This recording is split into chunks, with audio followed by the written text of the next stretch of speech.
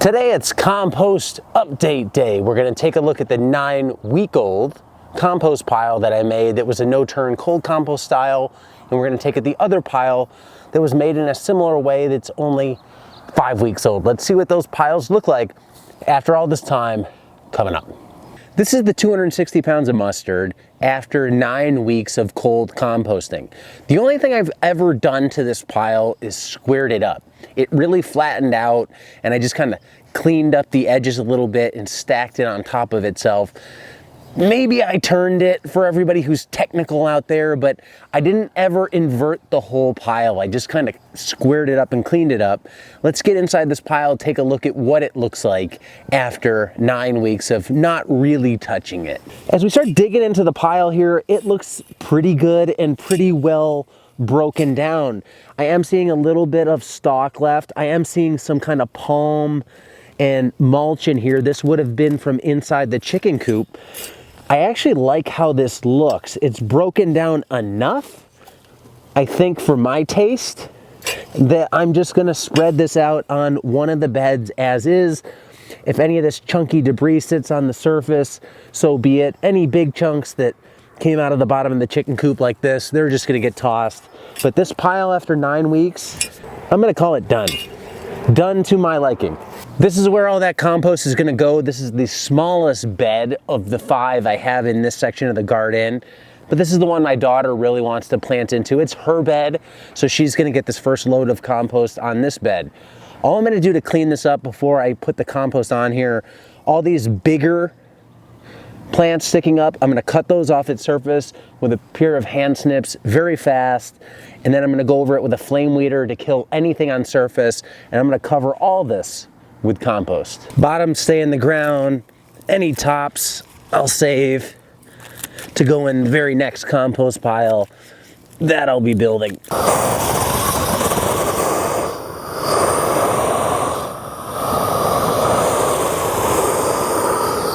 It is such a small bed, I'm just gonna broad fork it real quick anyway. This is some of the heavier clay out there. I might as well hit it up really quick. So this isn't the most broken down compost, and I really have 2 choices. I could take all this coarse like this, and I could put it back under the chicken coop and just let the chickens break it down, or I could just lay it on the bed and let it break down in place and use it as kind of an in-place mulch. That's what I'm gonna end up doing.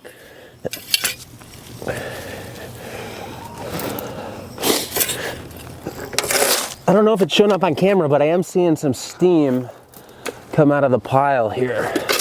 And the bottom of this pile actually looks really good. So here's load number 1 going down. As you can tell, I am not trying to be sparse with how I'm using this. I really am putting it on thick. One benefit of the thick is I can mulch out any of those weeds and cover crops that were growing beneath that I don't want sticking around. And the final load. So 2.5 loads. Here we go, this bed is done. 260 pounds of mustard did this. I'm not gonna be planting into this for about a week, so I'm actually gonna tarp it now to keep any weed seeds out, to keep the sun off of it. I wanna preserve as much biology in here as I can, and capping it I think will also help stimulate some more worm activity and just let the process kind of simmer down a little bit more and meld all together. Now that we've done this, let's figure out what do we actually do going from 2 beds of cover crop to 1 bed of compost. Let's look at kind of the economics of that in terms of time and space. Did this make any sense? Let's do some math. I started with 2 beds of mustard cover crop. Those 2 beds took up 250 square feet of bed space, actual growing space in the bed, 250 square feet. Right here, where we just put the compost, that's 50 square feet of growing space. So I reduced my growing space 5 to 1. I took 250 square feet of growing space and turned that into 50 square feet of growing space in terms of compost. That's the reduction ratio. Was it worth it? You know, I think it was. Here's why. The seed itself is negligible. I'm not gonna count that as any cost because I don't think I even used a pound, and this is like $3 a pound seed. Seed cost, basically zero. The other inputs into the compost are just byproducts from other things I'm doing on the property. Chicken bedding, some food scraps, that type of thing. So no cost there. So I got 1 bed's worth of compost, probably a cubic yard's worth for free. How much is that cubic yard worth? 25 bucks, let's say. So $25 worth of compost. I had to use 2 beds to do it. Those 2 beds weren't something I was going to be growing food with in the wintertime, so they would have otherwise been sitting fallow. So doing this trade-off, I really picked up compost in exchange for fallow beds. You following along with me here? The time aspect, it took me probably an hour and a half to harvest it all. Planting was really quick because I used the Jang seeder. Spreading the compost was really easy, and I didn't turn the compost pile. So I had about an hour and a half of time into it for a yard of compost. Pretty good. Now, if we look at this in a Western world context where you can make a phone call and get compost really easily for pretty cheap, I don't know that this trade-off works. But in an apocalyptic scenario, in a third world scenario, in an area where you have limited resources and you have to make your own compost, you can't bring anything else in, and that's what I'm trying to do on these beds, not import anything to these beds. That's a pretty good trade-off, I think. You take idle beds, doing nothing, and you can get another bed going. If you remember back to that initial video of when I set up these beds, the soil here is terrible. So all this compost, I think, is going to take terrible soil and make it into a very productive bed for years to come. Just this one application, because it was so thick. Now next time, I wouldn't apply the compost this thick anymore. I'm probably going to hit each bed with a nice thick layer to build it up, to flatten them out, because there is a lot of dippity-doo in the bed. But, you know, next time, maybe this yard of compost will cover 3 of these beds because I'll put it on in a much thinner layer. So you got to think about, what are you trying to do here?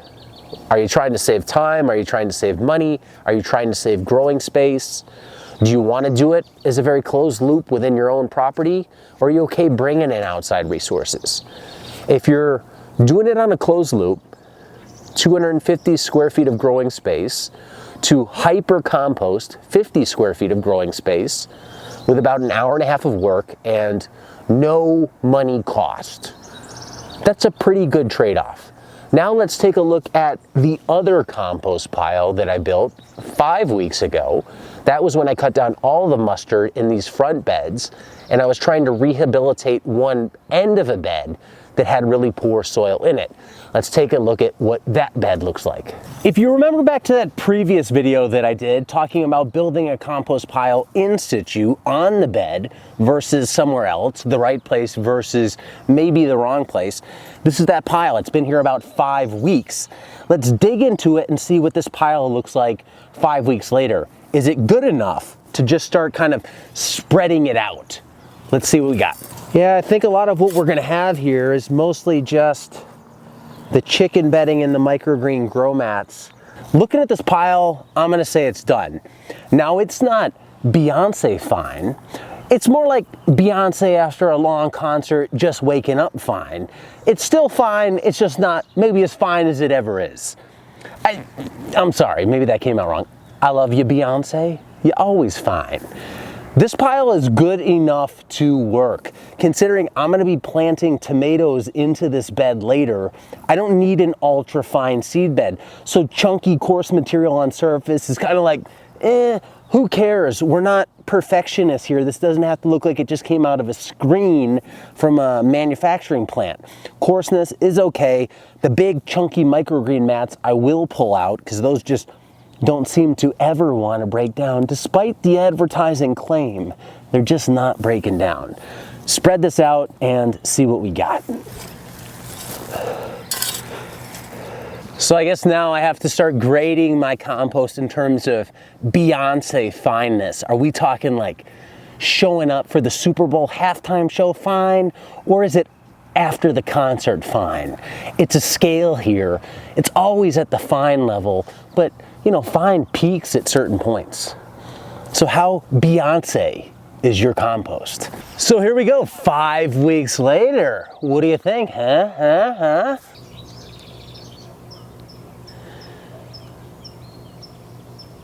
Overall, I think my compost is looking pretty Beyonce. I'm pretty happy with that pile. If you think about it, 5 weeks, just 5 weeks to take cover crop and compost it in situ on the bed. I've taken really crappy soil that was underneath that compost pile. I inoculated it with all the good drippings from the compost pile the whole time that pile was stewing down, and it actually did. It went from like this big down to about that big. I was able to spread that pile out over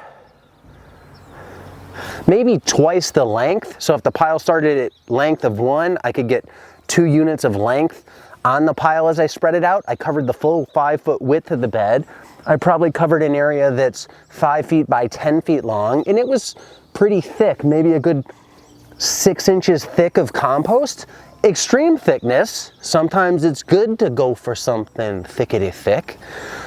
And this is one of those times because the soil under it was just clay, it was just garbage. So building up, I have a lot of organic matter there now for the worms to kind of munch on, where before they didn't want to go through the clay. They couldn't move in the clay. They don't want to eat it. It just doesn't taste good. Now I give them an area they can kind of just swiggle slide through and just munch all day. That bed overall, looking at it, I mean, it looks good to me. I'm gonna tarp that one as well to help just keep it stewing down and keep the composting going in place.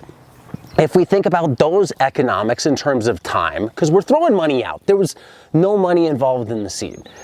It took me probably an hour and a half to harvest all of the mustard up here, and then not very much time to build the compost pile. Maybe this one I had 2 hours into total between building the compost pile initially and harvesting the mustard. Again, I didn't turn it at all. I did take some soil from the pathways and put it on top because I was trying to level out the pathways. But the other benefit that I'm now seeing that I forgot in the last little section that we saw earlier in the video is the soil where the cover crop grew is also benefiting because we left the roots in place, if you remember. Like those upper beds where I got all that mustard from, the roots of that mustard stayed up there in the soil. So those beds did benefit in some way from growing that mustard. The question might be, well, did you remove more from the beds, growing that big tall mustard? Like that big tall mustard doesn't grow for free. It is getting a lot of nutrients out of the air though. So it's drawing nutrients from the soil, and in place it's leaving the roots. What is that trade-off? Honestly, I don't know. Is there enough nutrients and organic matter left in the roots to offset the tops which you are exporting? Maybe, maybe not. But the tops are improving another area. So if we look at it as a total, we're better off because these beds are for sure better off than when they started. The beds up top, while maybe worse, they're not going to be terribly worse. They might have gone from a 10 to a 9, where these beds went from a 1 to a 10. So that's it. That is pop culture meets composting and gardening. It was a good experiment. I think I'm going to continue to do it. If I look at, I have 3.5 beds left to compost. Over the course of a year or two, I can get a nice thick layer of compost on all these beds. Meanwhile, I'm going to continue the cover crop cycling. I'm going to continue to compost in the trash cans, which I can add to these beds, build these beds up. But I am loving the way this is going so far. Keeping it simple, composting, no turn, make it easy, use the ingredients that you have. We're not getting overly analytic there.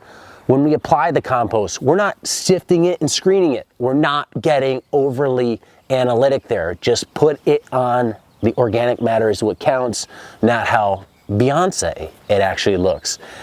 Thanks for watching this video. If you're Beyonce and you watch this video, I hope you weren't offended, and I hope you enjoy this new term of endearment associating you with high quality compost. If you like this experiment, or if you just think I'm crazy, leave a comment below.